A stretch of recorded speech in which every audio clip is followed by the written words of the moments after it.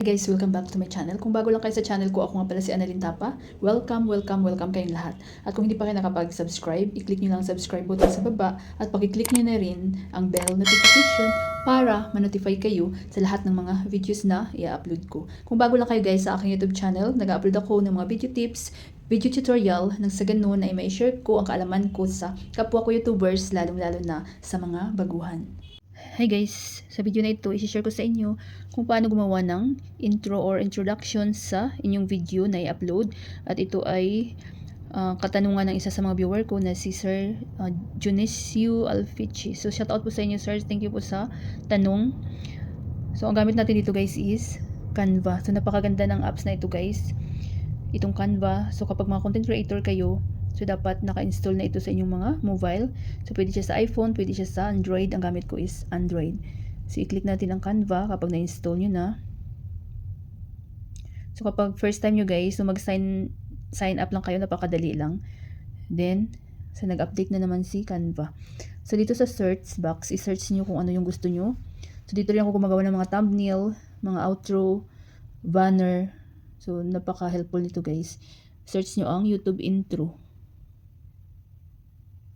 So YouTube intro. Ayan, YouTube intro. So napakaraming lalabas dyan guys. Ayan, napakaraming lalabas dyan. So yan, welcome, naka-ready na. Piliin nyo lang guys yung walang sign. Itong may sign na corona. Ayan, yung parang corona ng king. So ibig sabihin may bayad yan. Pero don't worry, napakaraming mga free lang. So scroll down lang kayo. Kung ano yung bet nyong intro. Ayan. So super. So meron ako dito guys na ano. So kayo na bahala mag-explore guys ha. Ayan, piliin nyo yung walang. So napakaraming libre yan guys. Piliin yung walang sign yan. So napakarami. So may napili ako dito kanina para gawin kong halimbawa. Para makita nyo kung paano gumawa. So halimbawa ito. Kasi wala naman siyang sign. So free yan. Click nyo yan. So i-share ko na rin sa inyo kung paano ito ilagay sa inyong video para kompleto na yung ating tutorial. Kaya tapusin nyo itong video na ito guys. So ayan. So dapat, di ba mas maganda na sarili nating photo or picture or profile picture ng ating YouTube channel. So i-click nyo to.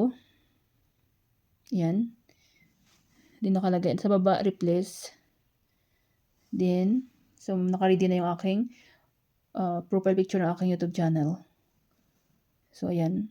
Napalitan na siya guys. So i-play natin. So mayroon na siyang comment, subscribe, welcome to my channel. Yan. So ito, nakikita nyo itong, so okay na yung welcome to my channel, pero ito palitan natin yung site. I-click nyo yan, yung nilagay yan www.site ng channel. So click natin yan. So palitan natin ng pangalan ng ating channel. Sa akin is Annalyn Tapa. So i-click nyo lang yan. Click natin ulit guys. Hanapin nyo yung edit. Ayan.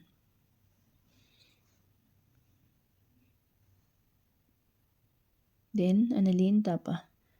So, ano ba yung name ng channel nyo? Yun ang ilagay nyo. Click nyo lang. Ayan. So, yan guys. Mayroon na tayong intro. Ayan. So, pwede nyo lagyan ng music sa kapag ilagay nyo sa inyong video. Yan, pag okay na kayo, nakikita nyo ito. Click nyo yan. So, sa akin na-save ko na to guys kasi gumawa na ako nito kanina. Click nyo itong download. Then, click nyo itong download. So, automatic na yan na mas save sa inyong gallery. So, sa akin, kasi gumawa na ako. So, ayan na siya guys. Oh. Yan. So, paano natin ilagay sa video natin? So, depende sa inyo kung ano ba yung editor na gamit nyo. So, sa akin is InShot. So, InShot, napakaganda din. Ito yung inagamit ko sa pag-i-edit kasi wala siyang watermark. Free lang. Click nyo yung InShot. Pwede rin siya sa Android guys. Pwede siya sa iPhone. Ang gamit ko always is Android. Click nyo yung video plus. So, dapat may naka-ready na kayong video dyan. Hanapin ko lang yung video na halimbawa ko sa inyo. So, ito yung halimbawa guys. Lagyan natin ng intro yung video. Click nyo lang. So, ayan. Diba wala pang intro itong aking video. So, depende sa inyo kung ano yung gawin nating long video. 16:9. Pag short, 9:16. Diba? Pang TikTok. So, ayan, wala siyang intro. So, paglagyan natin, click nyo itong plus, then video, then hanapin natin yung na-download natin kanina. Nagawa natin sa Canva. So, ito siya guys. So, ayan, automatic na siya na-add dyan sa ating video. Ayan. Welcome to my channel. Ayan, Annalyn Tapa, nakalagay na rin dyan yung. So, nasa 17 minutes siya guys. Pwede natin siyang i-cut kapag gusto nyong mga, kasi pangit din kasi kapag mahaba masyado yung intro. So, gawin nating 10 minutes, 10 seconds I mean. So, click nyo yan. Hanapin nyo ang split. Yan. So, dito sa right side, i-delete natin. Yan, para hindi masyadong mahaba. Pangit din kasi guys, di ba? Kapag masyadong mahaba. Yan. So, pwede nyo rin siyang lagyan ng music kung gusto nyo. So, punta kayo sa music. Yan. So, dapat may mga music kayong walang copyright para safe. So, halimbawa, ito yung aking napili. Ito, All Alone. Ayan. Plus nyo lang. Then, palakasan natin para marinig nyo guys.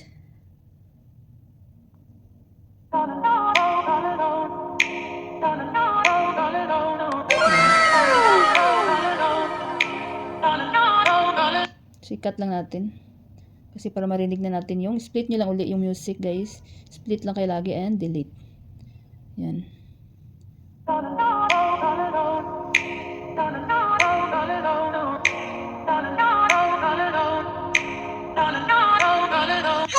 back to my channel. Kung bago lang, Pasensya na kayo guys, ito yung aking tutorial din na save ko na kung paano ibahin yung mga boses. So kapag kayo guys, mga baguhan, interesado kayong manood ng mga tutorial about editing, thumbnail, so bisitahin nyo lang yung aking tutorial playlist. So kapag mayroon kayong mga request, suggestion, question, mag-iwan lang kayo ng comment ini videos ko at mababasa ko yan. Good luck sa ating mga channel. Sana guys may natutunan kayo sa video tutorial ko na ito at maraming salamat sa panonood. Kung meron kayong mga question, suggestion, and request, just leave a comment down below. At kung hindi pa kayo nakapag-subscribe, i-click nyo lang subscribe button sa baba at pakiclick nyo na rin ang bell notification para ma-notify kayo sa lahat ng mga videos na i-upload ko. Always be happy guys, be positive, avoid nega. See you next time!